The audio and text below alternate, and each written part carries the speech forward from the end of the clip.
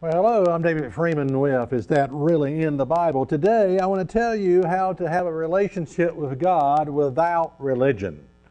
Yeah, you heard me, without religion. How to have a relationship with God without religion. You know, the word religion just means people's beliefs and opinions concerning the existence, nature, and worship of a deity. It's really sort of like people's opinion when you think about it. But let's ask a question, though. What was Adam and Eve's religion? What was their religion? You know, they really had a simplistic life when you think about it. I mean, it was Adam and it was Eve and it was God, and in the midst of them. And so when you ask, okay, well, what were they Baptist? Were they Catholic? You know, did they wear funny looking things on their head? Did they wear a cross? Did they, what was their religion? Did they recite the Athanasian Creed, Adam and Eve? Was that a part of their religion?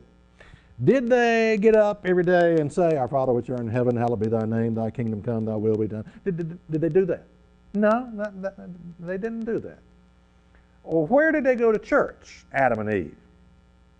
Well, I don't know. It might have been the first naked church. I don't know, but I don't know where they went to church. I really don't know. I do know this in Exodus 12 and verse 16. Well, let me just put that up there just to give you a reference.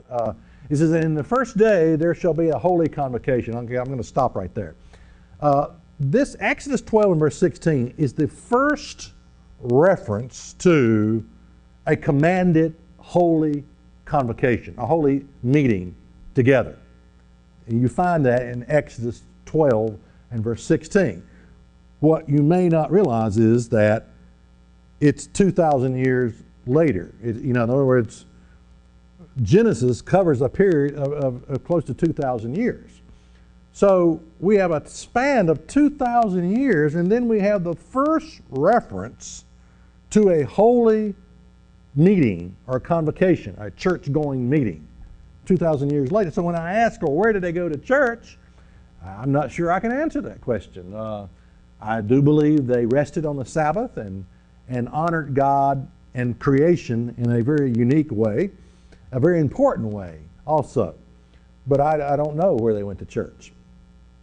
Now, what's interesting, as I talk about, okay, how to have a relationship with God without religion, what's interesting to me is that none of the avenues to attract people to God, none of these would have ever worked for me.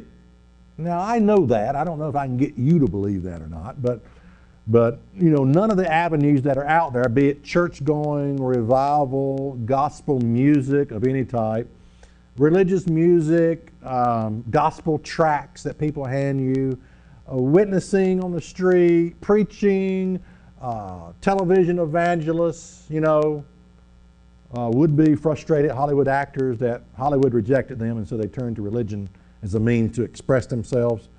They're called television evangelists. None of that would have worked for me. Religious books about God, conferences.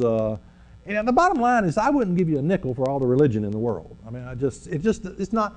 So what I'm saying is, none of the avenues that are out there that are used for attracting people to God, none of that would have ever worked for me. It didn't work for me, and I know that. And I'm sort of beginning to think that maybe you might fit into that same category. Put everything in a box, and none of this would have worked for me. And I'm dealing with the masses of people who will never connect to God by religion. Okay? That's who I'm talking to. I'm talking to people, at least I think so, who will never connect up with God through religion. All right? Is that really in the Bible? What you think is in the Bible is not.